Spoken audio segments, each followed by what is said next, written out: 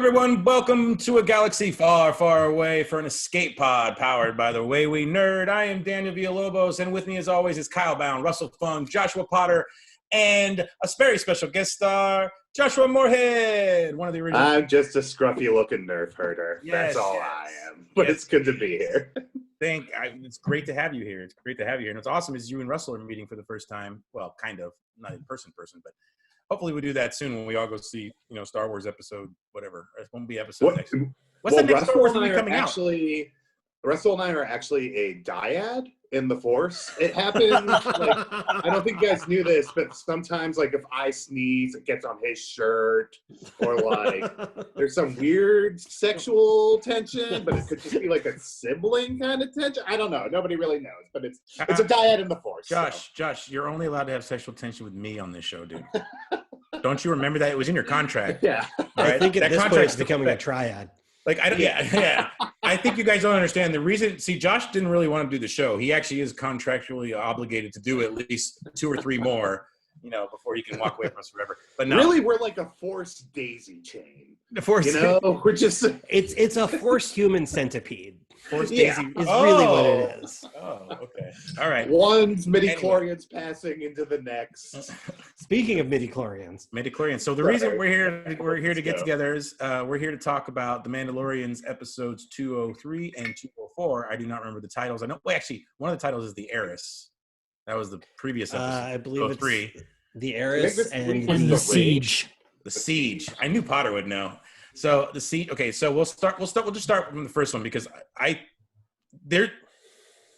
every single episode this year has been eventful. I really want to talk to Josh more about this because he hasn't been on the show for a while. So because he had a very sticky relationship with the first season, the way Kyle kind of has a sticky relationship with Solo.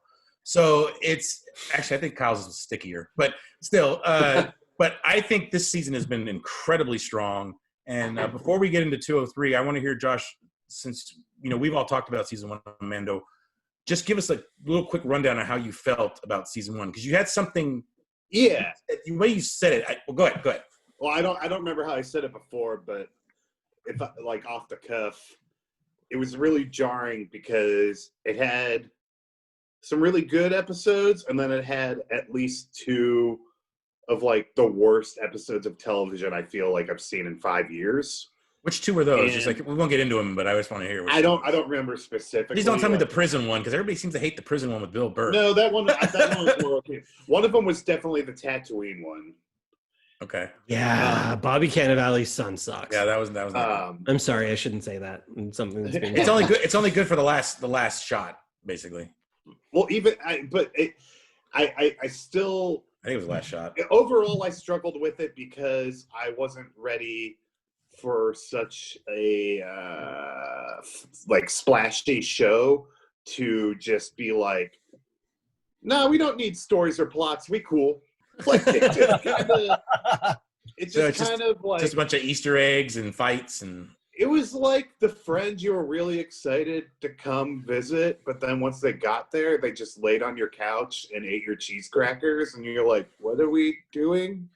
And it's don't worry, I'll be gone in 10 weeks. The analogies are back. 10 weeks. The Moorhead analogies are back. I love it.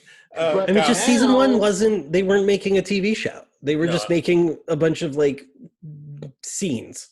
They were feeling out what they were trying to become. But sorry, go ahead, Josh. That was my problem because I wanted to. I thought I turned on my TV, so I thought I was getting a TV show. Well, but I think why would you think that? Yeah, this season I've been more. I still struggled a little bit with some of the performances and just the side quest nature of it. It just feels like a Twitch stream sometimes instead of a show. This current season you're talking about? But no, I'm saying in general. But in general, okay. In the past couple of weeks, especially, it's finally picking up steam. And look, I feel like it's not unfair to expect a story with my narrative programming because even everything's motivated by stories, comic books, whatever. And it's even video games. A side quest is a side quest for a reason. It's off to the side. of this main thing that's happening, and it feels like the show finally has the main thing that's happening. So that's my macro take. I think that it's one of those things that like it's become event television though for me, and that's back. Like I everything is always dropped at once, and now we're looking forward to, we're watching the Mandalorian at midnight on Thursday. Although I got to stop doing that now that I'm working, because I during 203, which is an amazing episode, I fell asleep like 3 or 4 times. It has nothing to do with the show. I'm just like, if I lay down on my couch at midnight, my eyes are gonna start drooping. So I missed a couple things, which I'm gonna need you guys to fill in for me. But let's get into the episode 203, the Heiress, the return of Bo-Katan from Clone Wars and Rebels. She was in both, right? Or just Rebels? Okay, I was gonna throw it to Potter, because Potter definitely knows this character really well, and I was excited to see her. I knew exactly who she was from the moment she came on screen. And my cousin Stevie did not watch those shows, so he wasn't as excited at first, but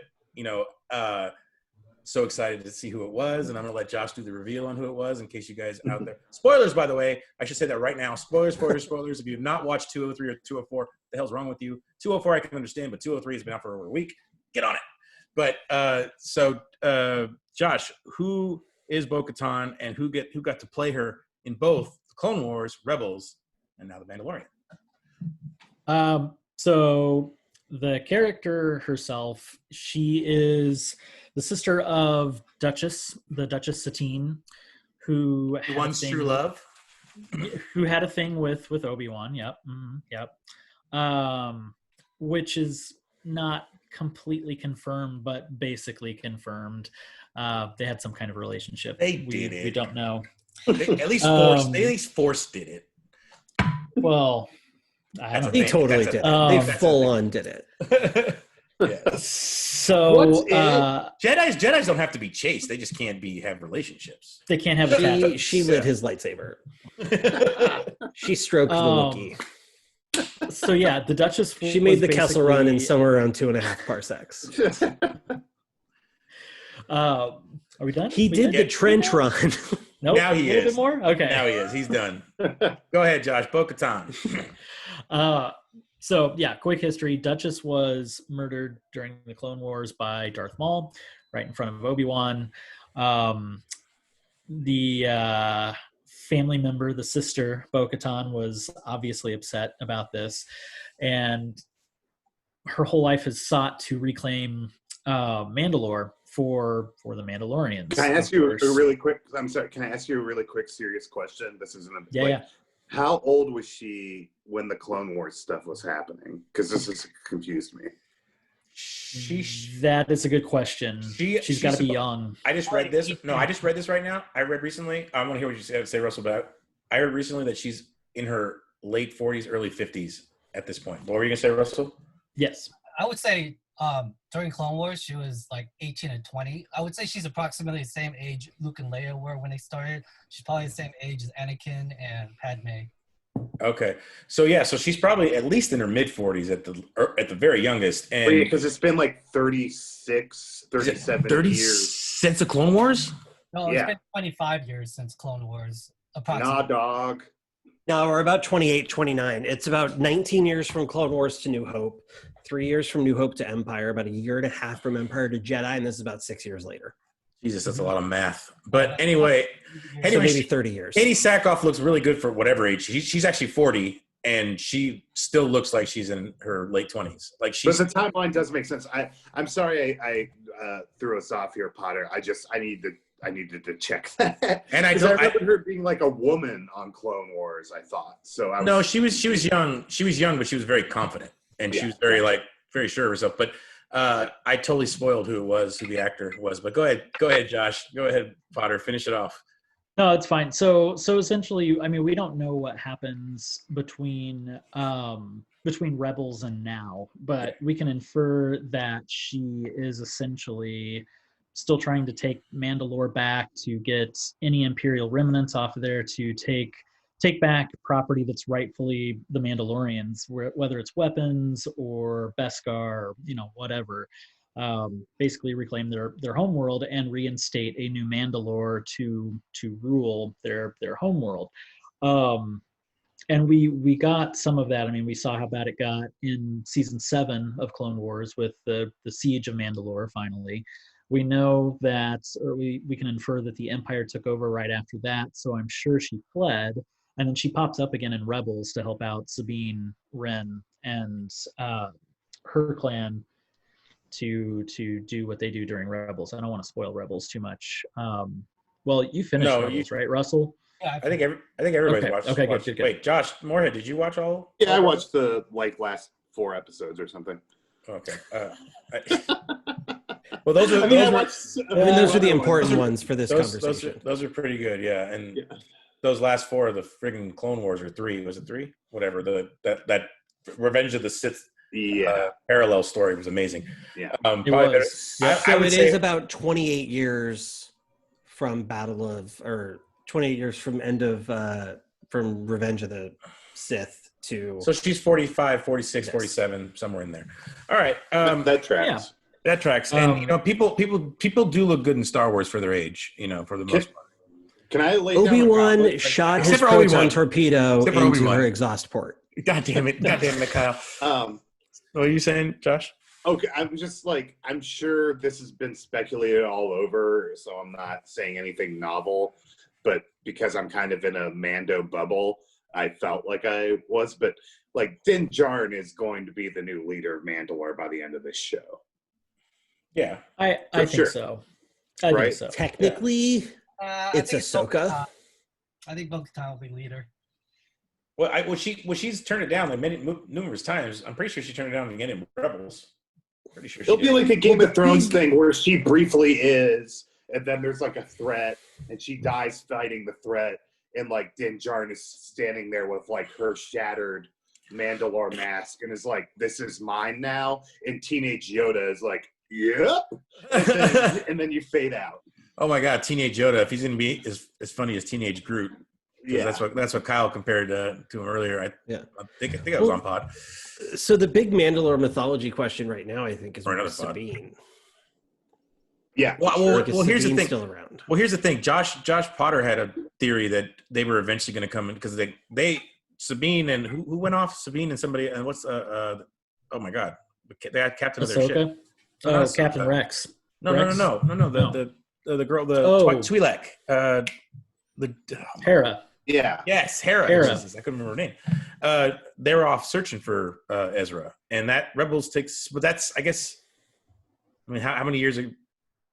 What did you say, Kyle? Between New Hope and Mandalorian, Rebels would have been about 10 years before this. The end of Rebels, because Rebels ends shortly before Rogue One. Because that's going to happen. That's coming. We also at the very end of Rebels, we also get that tease of Sabine and I think Hera's there, and they meet up with Ahsoka on presumably Corvus. Who knows if Corvus was the planet there at the end of Rebels, but it seems like they're filling Ahsoka in on the end of the war and stuff that's happening. I think Rex was there too, actually, Captain Rex.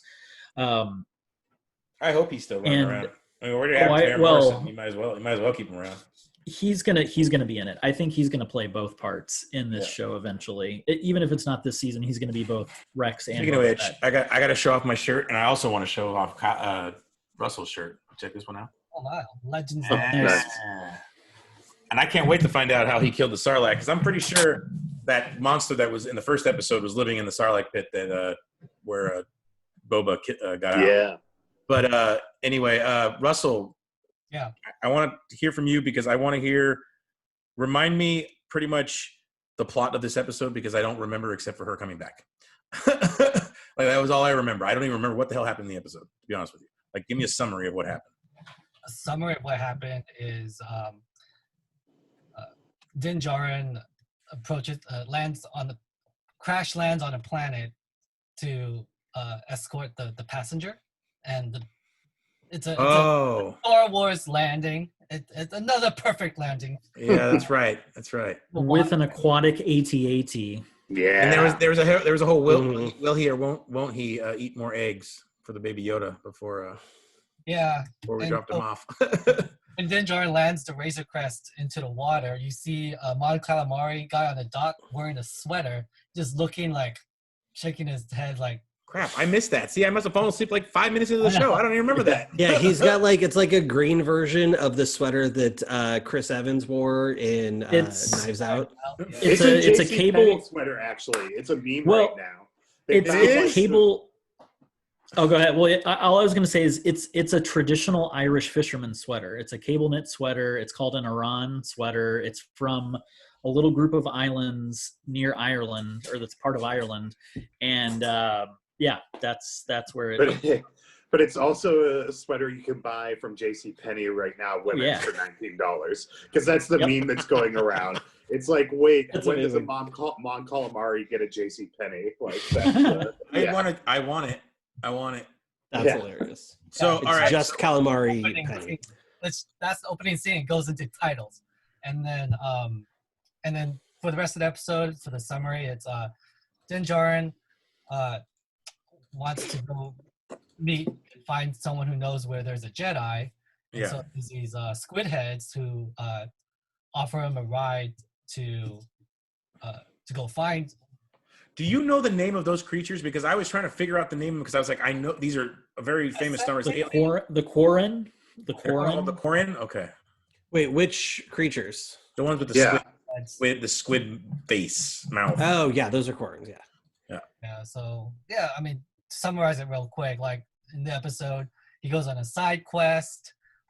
No, he's on his main goal, his main mission, and then those squid heads actually kidnap the baby, and the creature. That's right. Yeah, the creature swallows the baby carriage, the pram. Yeah. And they trap Mando underneath their water cage. Yeah, I remember that. Yeah, and then he gets saved by Bo-Katan and her two partners, and they make him go on a side quest to help them with their personal mission in order to give him information. That seems to have annoyed you a little bit there, Russell. The way you said it, they had to go on a side mission for their thing. Well, That's gonna happen. That's the formula of the show. Like every episode, so there's an overarching goal, but then along the way towards the goal, he's gonna have to do side quests and favors for people because people don't work for free in this galaxy of outlaws. The That's difference. Information, you're gonna have to do this for me. If you want this Boba Fett armor, you're gonna have to do this little right. creature killing for me. And so we won't go into episode 4 yet, but it goes there again. We'll get there. We'll Well, get there. so the thing about this episode that I think worked for me is that one, he did achieve a goal in this where he met other Mandalorians. Yeah. And he left this episode in a different place than he started because he found out that he is a member of Death Watch. He is essentially a religious zealot in the Mandalorian. Yeah, that whole the way thing. Right. The way thing is like they finally sort of clarified what his sort of sect of Mandalorians is. That it's Death Watch. That it's that's why they don't take off their masks. And in Rebels and in Clone Wars they did. Yeah, that's confusing. There's that, but it also. There's this moment that was almost like too subtle, like for what your average person watching this knows about Star Wars. Like it was almost too cute where she's like, yes, somebody has something I'm looking for. Literally everyone who's watched Clone Wars is like, oh yeah, Moff Gideon has a Darksaber. Yeah, totally. Well, I guess you're coming back at some point. Like, okay, this is all going to tie together in the end. Yeah, like so totally those are sort of the two things, right? Is that like he found out more information about himself and where he fits in the Mandalorian hierarchy, and also this side quest clearly ties into the overarching plot of it with the Gideon stuff and all of that. Like it's all it sort of fits in together much more than let's land on an ice planet and fight spiders necessarily. Is this the first time that a voice actor has played the live action version of themselves in Star Wars? Like, because there's been there's characters in Clone Wars who are always been all in the prequels, and those are probably different. Like, it wasn't Christopher Lee doing, the voice and everything like that. Is this the first one? I mean, Anthony I think Daniels, so. I think, just always does C-3PO. Oh, how can I forget Anthony Daniels? I'm an idiot. Well, no, but this is the first. I mean, it's normal for Original some, like, if animated you're in the live version, to go the other way, but it's very rare for a voice. She's not a voice actor, but she was a voice actor for the part. Got you. Yes. To make the jump into the live action. I think it is the first time that's happened for a character that started in a fucking cartoon. You know what? I may have one other, but I need to look it up really quick. Katie Sackhoff is awesome. I love her. Yeah. Like, Yes. what were you saying, Russell? You were saying something. You got kind of swallowed up there. Oh, I pretty much said the same thing. Like, she might be the first of an original animated Cartoon. character Okay. Yeah. Okay. to- I have one more, but it's totally a cheat, and it's a Dexter deep Jetster. cut. No, the actor who played the voice of Aladdin in the 1992 Disney Aladdin. Oh, yeah. Scott Winger. Yes, Broadway. he was Steve on Full House. Yeah. And in the episode of Full House where they go to Disney World, I knew you were going to say this. DJ thinks she sees him as Aladdin. Yeah. And then it turns into like an actual Middle And then it's Eastern just dude. one of the Disney actors, yeah. But so he but does she- play Aladdin in but DJ's imagination. she also for sees half him- a second. She also sees him as every other prince that's there too, though. But But you said I Star Wars. I just said Star Wars. There's probably other things like in other movies and cartoons, but Star Wars in general. But this is the first, for me, like, this is the first original animated character to make the jump into a live action and be played by both Right. characters, same actor. Both things, yeah. Yeah. And I know Ashley Eckstein. She says she's excited because she can't really say much. She said obviously because they still haven't confirmed that Rosario Dawson is Ahsoka, right? No, it is. No, I don't think there's any confirmation. Everybody knows it is, but I don't think there's like a full-on confirmation. I'm pretty sure there isn't. Kyle, did you say no? No, she is. No, she is. Everybody knows she is, but I'm just saying I don't think there's an official. Like, okay, because Ashley Eckstein. Nobody's being cute about it. Ashley Eckstein in her interview didn't say the name. Oh, okay. But she did say, because it was kind of it wasn't salty, but there was like a moment where she was saying that voice actors don't get the respect that live action actors get, even though they are actors. And Right. Ashley kind of has been in live action stuff. She's just more famous for doing animated. But at the same time, she says, I'm not disappointed, or I'm still excited to see a live action Ahsoka regardless of who's playing it. So, and she knows that they're going to pick the right person. And like, she's playing a little coy. Maybe the interview's older, but anyway, I mean, so that's basically where this episode takes us. They do the little side quest and, full on name drop, Ahsoka Tano. Yeah. So that was probably the most exciting thing about that episode for me, even though I liked Katie Sackhoff and I like all that other stuff, but that confirmation, because Ahsoka is Mara Jade used to be my favorite expanded universe character, but now that she's rendered Legends, but Legends never die. But Ahsoka Tano has become my favorite non-Skywalker saga character, or new character, I guess, from this whole cartoon and everything and live action world. And I'm probably going to cry when I see her come on screen.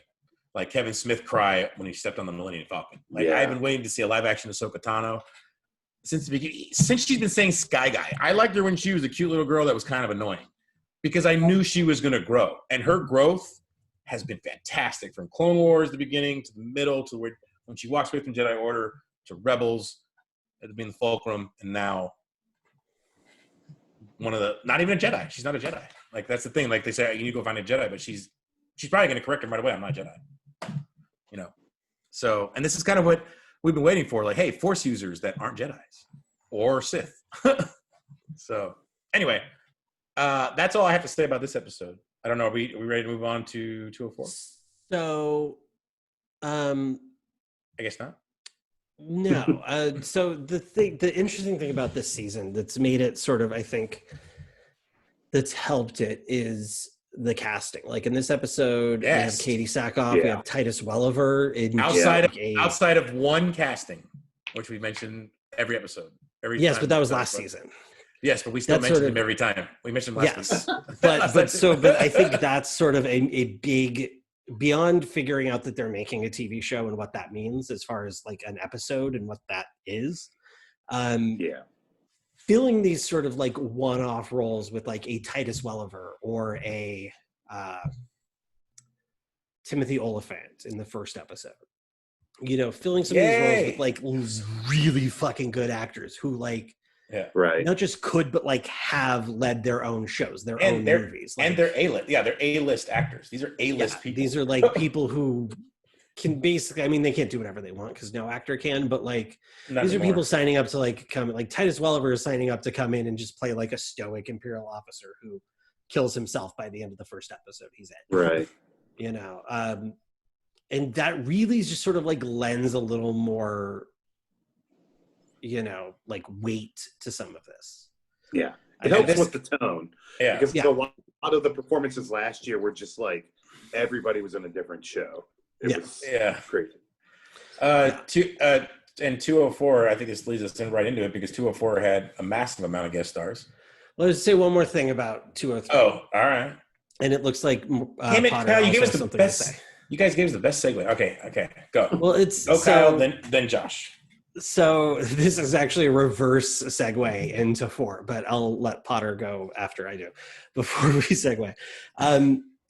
The other thing I appreciate is the sort of like low-key expanding of the universe in these small ways.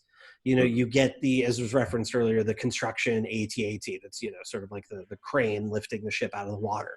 You get, you know, like the chowder bar on the water planet.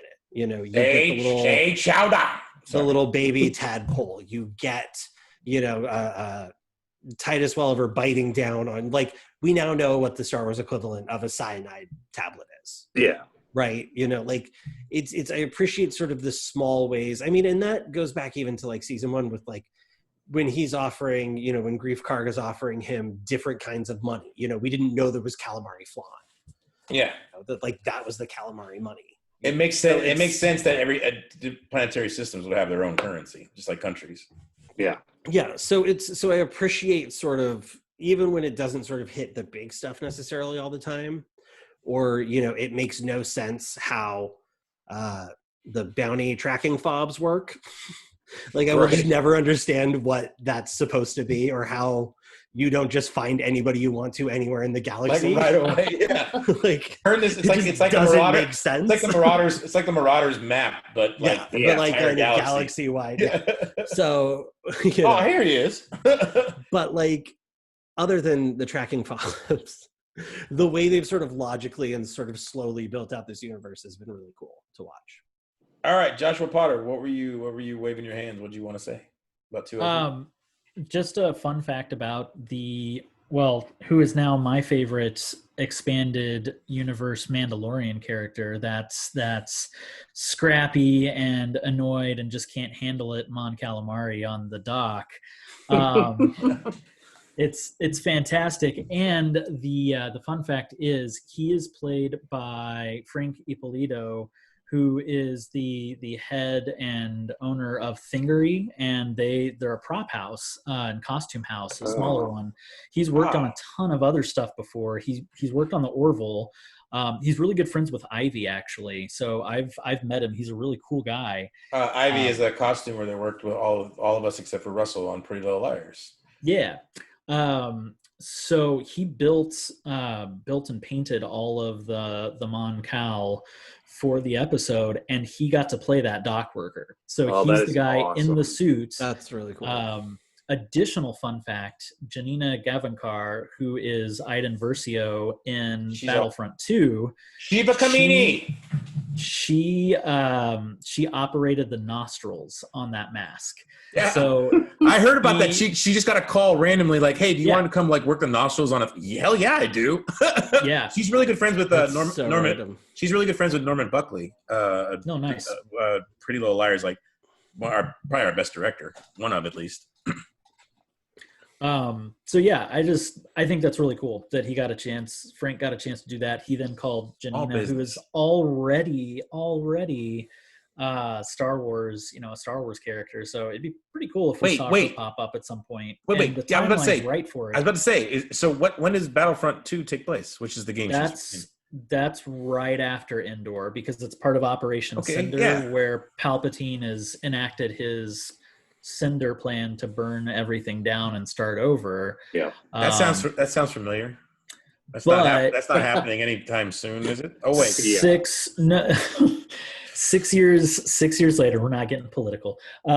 6 years later would put her at about the time where she's aged a little bit and she has a daughter in the Star Wars universe. It's part of the DLC for Battlefront 2, the single player stuff. So theoretically, we could see Iden at some point that'd be in fun. Mandalorian. That'd be fun. Her daughter's still around, right? Because she has a daughter in the game, right? That's what I'm saying. Like we could see both her and her daughter, like her older and her daughter. Yeah, I must have fell asleep for a second. Has Cinder already happened or not yet? In Mando? Cinder has already happened because it's like right after begins Jedi. Like right after Jedi. Ends. Well, I read the Aftermath trilogy, but I couldn't remember like how old Ben Solo was in it. How I couldn't remember the timeline. So you're saying it already has happened? It's already happened. It's pretty much immediately after Endor, Operation Cinder happens, and it kind of finishes on Jakku at the end of the Aftermath trilogy. Right. Which then becomes, Operation Cinder moves into the First Order. That's how it works. So really what we're seeing is not the last vestiges of the Empire. It's the first seedlings of the First Order. Don't let yes and no. Yeah. I guess it depends on who survived Cinder. Yeah. Sorry. Anyway. No, it's okay. We are in the weeds. I was like, I have theories. I mean, episode 4 is all about episode 9. All right. Well, don't let DT read the Amazon summary of Aftermath series because he's like, we'll do that. That's a good idea. But I'll say this: the last political thing I'm going to say is do the hands when you do it. Oh yeah, sorry. We'll do that. Turn off the light. What that guy? That wrinkly face. That wrinkly face guy who shot lightning. Anyway, I will get.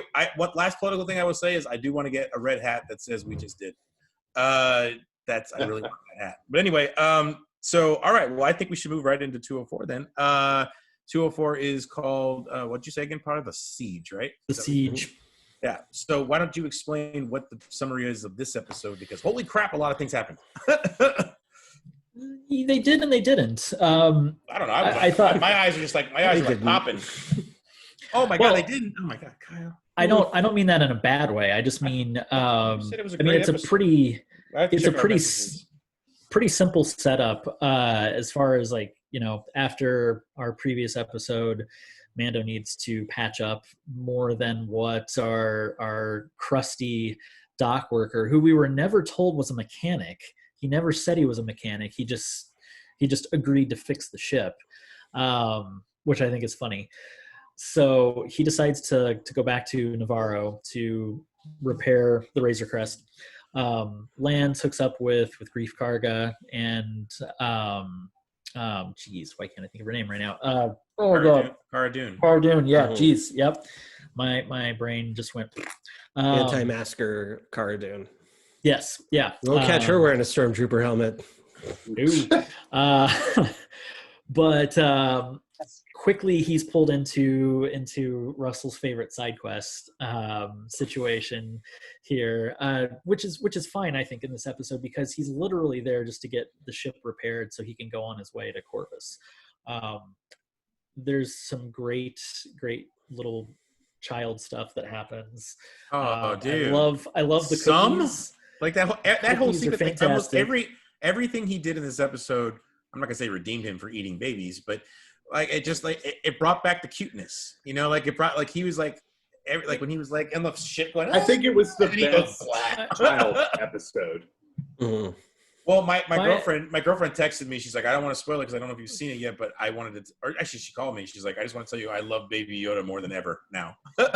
So here's my one thing on the fish eggs or the frog eggs.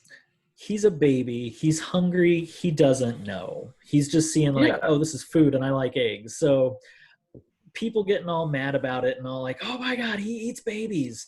Okay, yeah. So, I mean. So do we. They're fucking eggs. It's like a child picking up a chicken nugget. Chicken nuggies.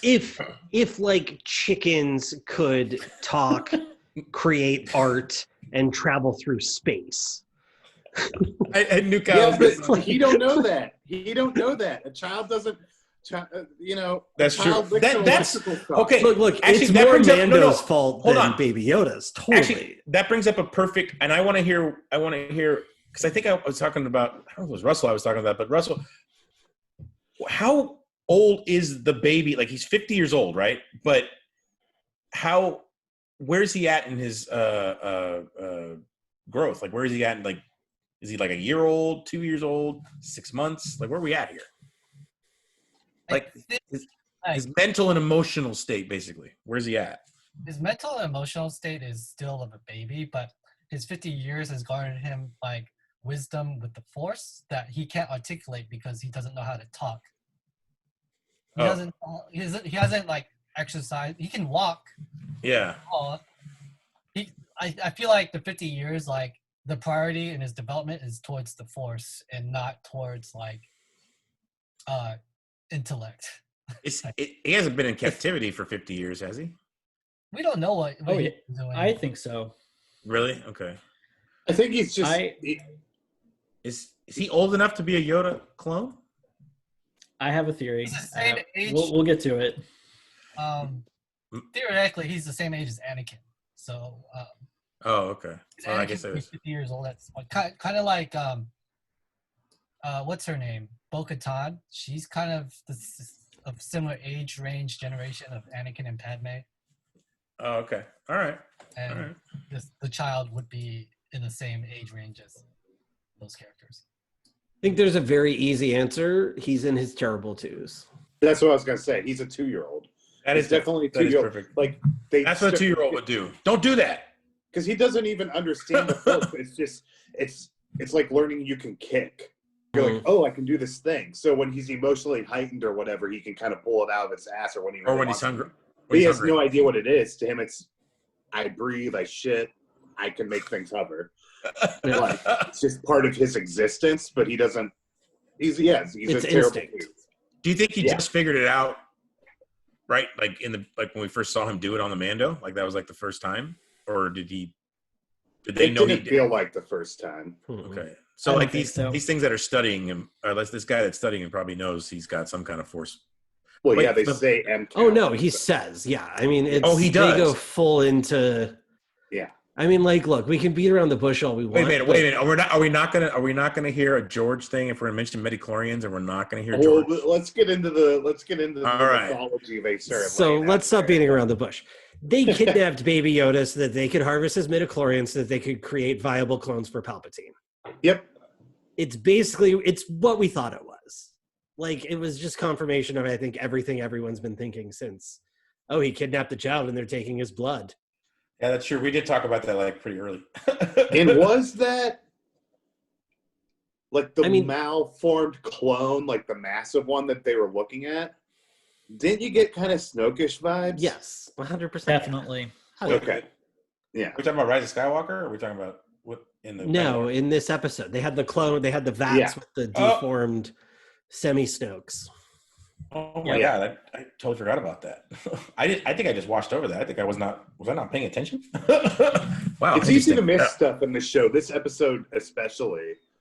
That's what I was saying about Potter. Like, I'm sorry, Potter. I didn't mean like there were so many things that happened as far as like story wise, but just so many things happening as far as like action and things showing up, and like that whole race through the trench with the TIE fighters firing at him. One thing that I thought really crazily stood out to me is, and I wrote this down because I didn't want to forget to mention it, is this is the first time we've really seen a TIE fighter pilot like suffer and die live action. They might have shown it on the Clone Wars or the Rebels, but like you see them go burning up the way they show the Rebels die, and it's like you usually don't get the screams. Yeah, it's the first time you've given them humanity, because when I was a kid, I always thought stormtroopers and TIE fighters, like when I was really young, I thought they were all robots or androids. I didn't think there were people under there because they didn't really act like people. Yeah. So I thought that was like, I don't know, that made it real for me. Like, this is. Are you sure you didn't think they were all the clones of Boba Fett because that's what I think you'd like that if you see the subtext. Was that his original idea? Subtext for the Fets. Did you see it? Was that the original idea that the clones? No, that idea was entirely people love Boba Fett, and I'm making a prequel. Fuck it. Yeah. Anyway, Also, we do at the end of the episode presumably get some robot stormtroopers. So you're getting your childhood thoughts. oh, Dan, dude, which we'll get to. Those look awesome. Yeah, that last shot. We'll get the. We can talk about it now. I know what they are. Check it out. I know what they are. Well, at least I'm What pretty is it? sure I know What what is they it? are. Yeah, And Kyle does too. We'll get there. We'll get there. Dude, we're there. We're not We're gonna there. go back. Yeah. Okay, good. We're not going beat by beat. So- We're just talking about cool stuff from the episode. Don't pull a Mandalorian and be like Ahsoka Tano in 2 weeks. Yep. Those are absolutely 100% Dark Troopers from Yes. Dark Forces. The video best, game. best video game, best Star Wars video game, in my opinion. Okay, maybe not Yeah. the best, but definitely It's not. my It's good. my It's good. favorite. It's really great. Isn't Jedi I mean, Academy part of that series? Yes, I Yeah. just bought that one on Xbox because it was on sale on. Jedi Academy's okay. I don't know. It's okay. Okay, I've never played it. I've played Dark Forces though, and I love Dark Forces. Dark Forces is great. Dark Forces 2 is great. Jedi Outcast is great, and then Jedi Academy came, and it was fine. It's the I mean, only one. It's the only one I haven't played. Jedi Outcast was fantastic. You Damn should it. absolutely play it then. All right. So the Dark Trooper project, for those that don't know, came about. I'm trying to think. I guess it was after. In Dark Forces, it's in between Death Star and Empire. Basically, they've created the Empire has created a series of robot stormtroopers, essentially, that eventually they might make into more of a kind of hybrid stormtrooper with actual people. So there's different phases of Dark Troopers and different types of Dark Troopers. I didn't realize those were androids. I just think when we were playing the game, I didn't realize those were androids we were fighting. Or robots. They're Or droids, I guess, not androids. They're droids because the project leader is much more in favor of reducing human casualties and is more in favor of using droids, kind of like in the Clone Wars. And they retconned it eventually and made him a general during the Clone Wars who was kind of envious and admired battle droids tactics and stuff. So yeah, That's it's deep. Bad general. Right? Bad general. Yeah. So the protagonist of that series is Kyle Katarn, who we kind of get as Cassian Andor in Rogue One. Same Yay, with Kyle! Jen Erso being Jan Ors, who is Kyle Katarn's co-pilot in Dark Forces. So I don't think we're necessarily going to get the two of them in The Mandalorian, but I have ideas on how to bring them in, and that's why I'm going to keep my mouth shut on that point, because I need to get into a room and pitch this idea. Because based on what I saw in this episode, it would very much align with where they're going. So basically, it seems like I think it's more than just harvesting the child's blood to use for Snoke, Palpatine, whatever. I mean, they're the same person at this point. I think Moff Gideon is also going to use that blood to power these Dark Troopers, or to infuse them into soldiers and make like programmable super soldiers, kind of like the Coal Warriors on Stargate. There's a little reference for Kyle and Dan. They're essentially just walking zombies, like super zombies in awesome black armor, and I think that's where they're going with this. So yeah, they should be a tougher protagonist than your run-of-the-mill stormtroopers, obviously, which will heighten a sense of urgency and make the stakes higher for Din and his compatriots. So it should be cool.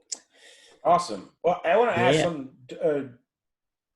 There's what I thought was a reveal, because I don't remember this. Do we know that Cara Dune was from Alderaan? No. Yes. Yeah, I thought we did. I don't I think I think so. she. It was in episode 4 of season 1 where she mentioned Okay. she was. Oh, okay. He did. I don't remember that. Wow. Yeah. Anyway, I mean, it's kind of a quick, I think, in passing part of the conversation. It's between her and Den, I think, isn't it? I don't I mean, remember she's that. not talking to Episode anybody 4? else. I think, Yeah. yeah. Well, yeah, that's fair. When they're talking about like her shock trooper days or whatever. Yeah, yeah.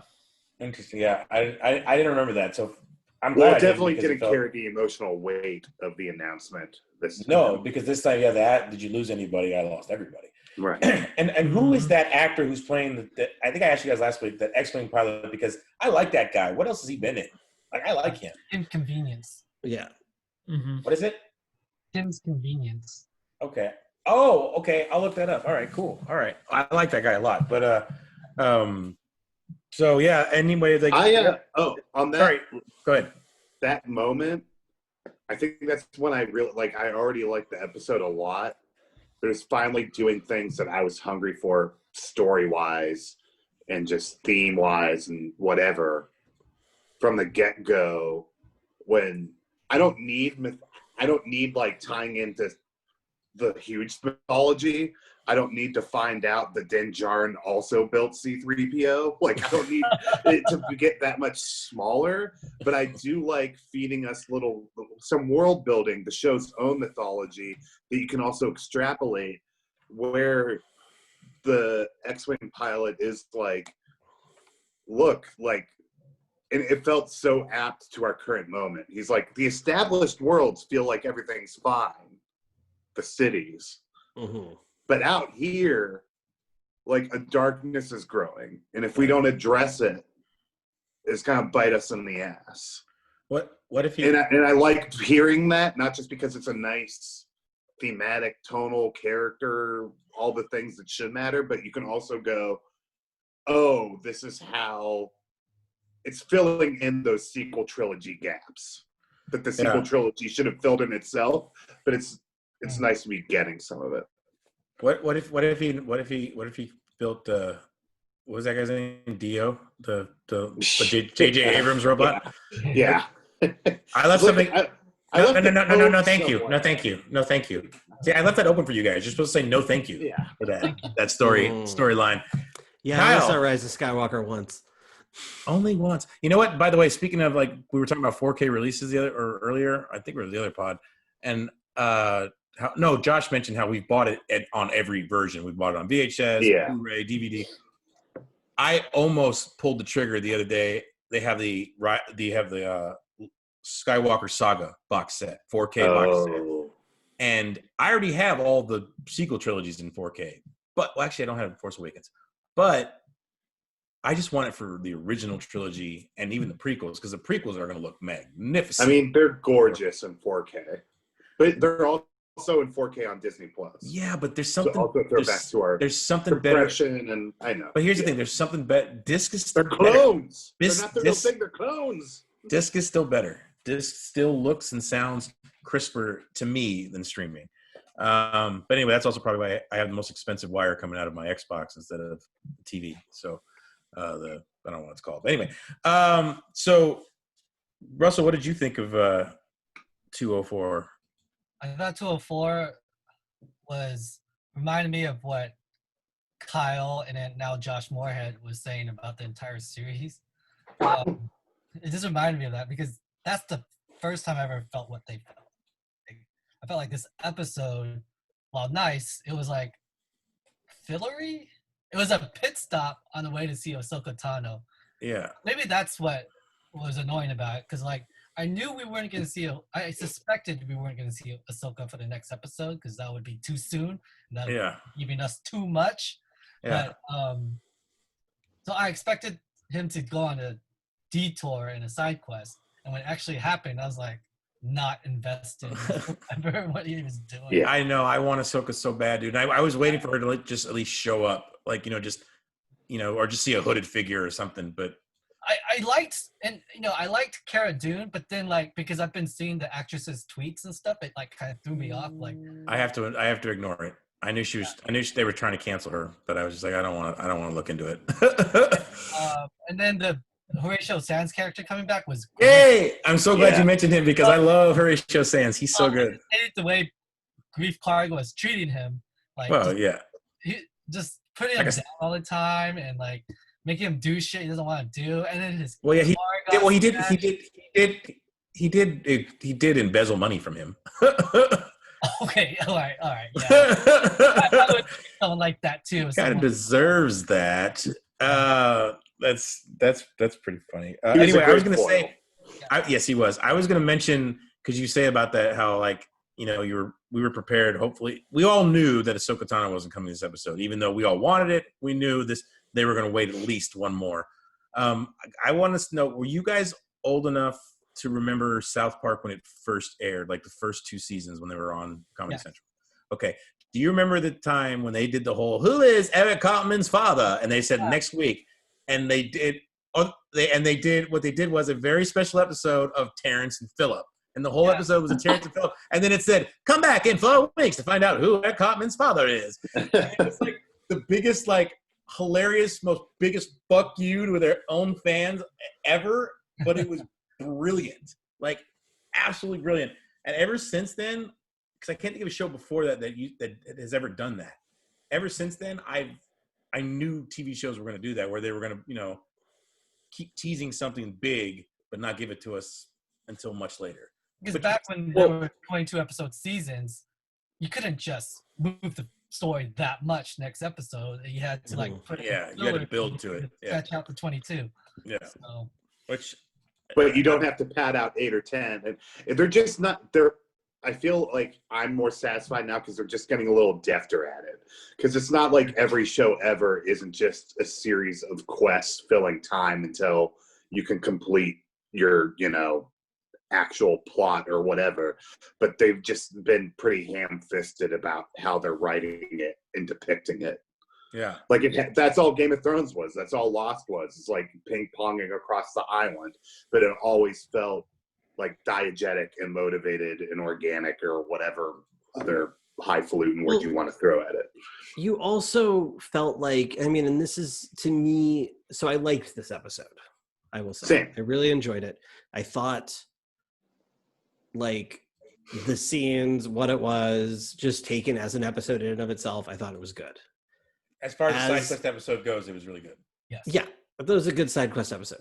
Now, the thing about it that bugged me, I had 2 things that bugged me, is if you look at the previous episode, if you look at the first and third episode, not so much the second, you feel like at the end of the episode, he has moved a little forward, right? Like at the end of the first episode, it feels like he's inched forward. At the end of the third episode, it feels like he's taken a big leap forward, right? Like he knows where a Jedi is. Like that is a huge step forward in his quest. Well, yeah, he just lights up his little thingy that says, "Okay, the Jedi's here." What's that? What did you call him? The bounty fob or the tracker fob. Yeah. Show me Ahsoka Tano. So with this episode, issue number 1 is he at the end of the episode, he basically ended up in the same. Like we as an audience know a lot more than we did before going in. But that's only because we know where these things are going. We know that these are Palpatine working on his clones and all of that. The Mandalorian, other than his ship being fixed, is not in any different of a position at the end of this episode than he is at the beginning. Absolutely true. Except maybe that Moff Gideon has a tracker on his ship and knows where he's going to be. What I would have preferred, I knew it was going to be a filler episode. I went into this episode going like, okay, there's no way they're giving us Ahsoka. He's not going to show up on Corvin and be like, hey, it's Ahsoka. Hi, nice to meet you. What I was hoping was going to happen was that there would at least be some forward momentum where he would arrive on Corvin. And this is what I'm worried about for next week now, is because it seems really easy for him to arrive on the planet where she's supposed to be, start saying, hey, where's Ahsoka Tano? And then have to do something to get to her. Like, he's obviously not going to land on the planet and be like, excuse me, Mon Calamari in a cable knit sweater. Do you know where Ahsoka Tano is? And the Mon Calamari's not going to point and go, oh, yeah, right over there. And he's going to go knock on the door and be like, hi, Ahsoka. And Rosario Dawson's going to be like, hi, nice to meet you. Like, that's not going to happen, right? Happy Life Day, Ahsoka. Like, my hope was that this episode was going to be like, he arrives there and he has to go through the shit to find her. Yes. Instead, it was a repeat of the previous episode. It was a repeat of the first episode where it's like, hey, if you want your ship fixed, come help me invade this Imperial thing. If you want to know where to take the child, help me take over this ship. If you want Boba Fett's armor, help me kill the Great Dragon. Yeah. You know, I think part of my positivity on the show now is just that I've been successfully beaten down by it. Like, it just finally won. well, Like, I finally accepted Yeah. this is what it's going to do to me every week. Like, this is just who it is. It's going to Yeah. show up late. It's going to, like, whatever. Actually, I just remembered I just remembered a show that used to piss me off. They used to do this before Lost, and that was X-Files. X-Files, they teased stuff like in season 2 that didn't pay off until season 7. And you're like, are you serious? I don't even remember that anymore. Did it? Well, it's did it just pay not- off? Did it all pay off? Because Not- I, no, not I the watched a different X-Files never show. paid off. a No, lot. the ending didn't. But I'm just talking about like, you know, one little thing. Because obviously when Mulder left, the show became there. But anyway, But so that's my first thing. And I think what it comes down to, the reason I still enjoyed the episode is if you look at episode 2 or of this season, or if you look at like the episode on the, marsh, whatever, the shrimp village episode, like this is just light years better than those episodes. Yeah. Like as far as a side quest goes, this was a really entertaining, good one. Carl Weathers nailed it. Yes. I was going to say, I was waiting for someone to mention who directed the episode. So the other issue I have with it, and it's the opposite of me talking about the previous episode 3, is that this just makes this episode feels like there's 5 planets in the universe. It's Tatooine, it's an ice planet, it's a water planet, it's this planet, and then wherever Ahsoka is. Like he's going back to a planet he's been to on 5 or 6 episodes. Like most of season 1 was on this planet, and now he's back on this planet, back with these people. There are no new characters in this episode, really, except like the spy who calls into the Imperial, person who works for, what's his face? Like other than that, it's just basically everybody else just dies because they're stormtroopers. Hey, don't forget about the Aqualish at the beginning. The that's Aqualish right. thugs. That's what stormtroopers do. They die Yeah, and that's fine. I'm fine with the stormtroopers dying. and shoot. But and it's shoot just terrible. And then like the big secret of the thing is like, oh yeah, this is how we explain episode 9. And it's like it all comes back to midichlorians and cloning for, there's nothing about them trying to find the child now that we didn't think we knew the second we found out about the blood. It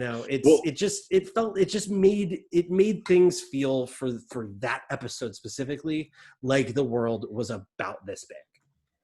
So I don't know if you guys have fallen into these tumbleweeds or not, but the emerging nerd consensus or the rumor mill online is, and I think this is why we spent time with like some characters we already knew this week, is that apparently next week and the week after the show is going to change fundamentally, like structurally, like just the kind of stories it tells.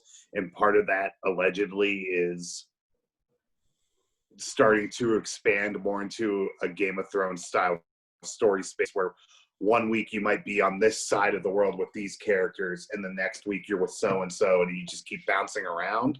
And there's so I don't know if that's legit what's going to happen, but it's starting to feel that way. They're like, oh, we might be with the Mandalorians he just met, or we might be with Din Djarin, or we might be with his buddies on that planet, or we might be with Ahsoka and Bill Burr. the child. Bill Burr. Yeah. I mean, Even look, Bill Burr. if that's where this show is going, then this will have all been worth it. Like, Yes. I left last week, and this week did nothing to change my mind. I left last week, or episode 3, going, fuck, I wish I could watch the Bo-Katan show. I wish I Right. could watch her try to restore the Mandalorian people. Yeah. Like, can I watch that show? The baby's cute. It's fine. But the quest to let's find somebody who can find somebody who can find somebody who can find somebody who can find somebody who can find me Yeah, to it's take a got to child go. is just like, I don't care that much. I only No. care right now because at the end of the next step of that road is Ahsoka Tano. Yeah. And potentially that promises a more interesting story. Well, and that's what sorry, I know I'm butting in again, but No. so the emerging theory on top of that rumor is that the child will get left with Ahsoka, and it won't be the child show anymore. And some people are like, oh, they're going to use the child like Marvel used Iron Man, where when they start doing the spin-off shows, it's like the normies or whoever will like tune in Normies. because Baby Yoda's there. It's like, oh, I haven't seen that character in a while. Oh, I have to watch the Ahsoka Tano show to see. Okay, I don't know. That's all. Whatever. You know what? It's fun to throw around. Here's the thing. I think you guys are hitting on something really good here, because I think if you want this show to last, you might have to make it semi-anthological in nature, where you are following Bo-Katan and when it's like you say, going back and forth. Because if you do that, you don't need to have a bunch of separate shows. You just have 2 or 3 episodes a season. That's true. And then build up to maybe even more, maybe 4 episodes a season out of the 8 that are separate from what the Mando's doing. He's there. Maybe he's almost like the Crypt Keeper, where he like introduces like the episode kind of thing and then blasts off. Well, you know what it is? I'm remembering I had this criticism from the first season too, and even though it's gotten better, it's still true. He is the least interesting person in his world. Yes, and he's the one we're still hanging out with. Yeah. Everybody he encounters is more interesting than him. And he's not motivated. Like he's doing an honorable thing, but he's not doing a him motivated thing because we don't know him. Right. So these are all fundamental TV problems, but this week was fun. Well, the show it's Mandalorian. It could work where like someone else could take over. Like Sabine Wren's a Mandalorian, Bo-Katan's a Mandalorian. So, exactly. So the show could still be called Mandalorian. It doesn't have to focus on Din Djarin. Right. Well, it's like the first like 5 seasons of Grey's Anatomy, where it's like Meredith Grey is the least interesting character in that show for the first 5 or 6 seasons. It's not until you get to like season 7 or 8 that you're like, okay, no, I really like Meredith, and like that's because enjoying watching her. That's because that actress Ellen Pompeo or whatever is probably the most least interesting actress to ever watch do anything. No, she's really good on the show since the first few seasons. I've watched just the first few seasons. She's just a very specific character, and she's going through some stuff. And it's like, that show's really impressive at how slowly it develops character and allows people to change over time. Yeah. When are we launching the spin-off Grey's pod? I'm so ready for it. But it's like, yeah, you're right, Moorhead, and that like there's at least like there's definitively 2 shows that are more interesting than the one we're watching. There's the Bo-Katan show, and then there's the Ahsoka Tano show. Yeah. Honestly, the Timothy Oliphant as the marshal in a small Tatooine town. Oh my God. Probably a more interesting show. It's Deadwood and Star Wars. Yes. Like Deadwood, where you have like the Indians are like Tusken Raiders, and you know, like there's that show. There's the like X-Wing cops show. What about a whole episode with the Tusken Raiders where we don't even have subtitles? We just have to watch them grunt and figure out what's going on. I'm down with it. But it's like it's another thing with sort of the small universe of it all is like we've seen 4 X-Wing pilots so far, right? And one of them we've seen once. I guess 2 of them we've seen once. And then we've seen Dave Filoni twice. And then we've seen the dad from Kim's Convenience twice. And it's like, so why, like, it's weird that it's like the X-Wing pilot who runs into the Mandalorian on the ice planet is the same X-Wing pilot as shows up after the Imperial Base is destroyed. Right. And again, it just makes it feel small. It's like, why is an X-Wing pilot the one doing this? You know, like that doesn't, like, what? Why is he even there? Also, Moorhead, I have a question for you because this is actually wondering about that too. Yeah. The Mandalorian ship. Right. Is it a Razor Crest class vehicle, or is it called the Razor Crest? Oh yeah, good question, because I've been wondering the same thing. I used to be team, it's like that's its model, but now I'm team, oh, that's its name. But it's just one of those things, right? I am definitively in it's the model. And this week there was another hint towards that when Greef Karga says, he refers to it as a Razor Crest. Oh, I didn't not catch the that. Razor That would have Crest. changed my that would have totally changed my answer. I didn't catch that. Wait, this I'm, time I'm always looking out for those things. Wait, did you say this time he did that? Yeah, when he was Oh. talking to the X-wing pilot. Damn it, I missed that slip.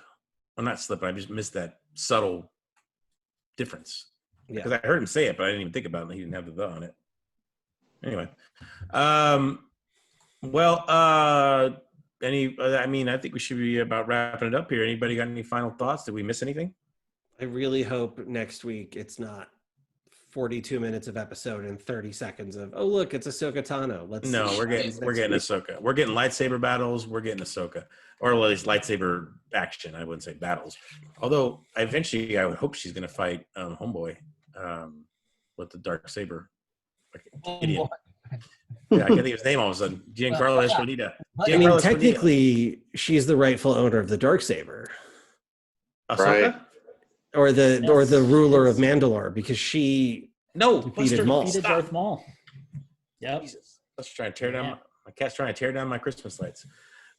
Anyway, I got Christmas lights up inside my house. See? But my Although I setup guess- ain't nothing like Josh Moorhead's. You guys can see Josh Did Moorhead's. Anakin technically defeat her in Rebels? No. It was a draw. Okay.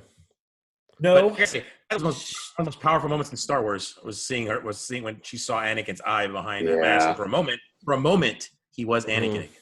But sorry, go ahead, Potter. He didn't We're technically defeat her because Ezra goes back and saves her that's what I'm before he saying. can fully defeat her. So technically, she is still the ruler of Mandalore. This mythology, Technically. the whole Temple of Time Holes, that Stop, Buster. that canon is part of the new holiday special. So check out the holiday special. Oh, I need to watch that. Yeah. For some reason, I thought it was Is just that why there's 3 Obi-Wans that are all saying, why Hello there. Yeah. That's the only thing I've seen in prequel memes. There's- It's just the triple Obi-Wan. It's amazing. Yeah.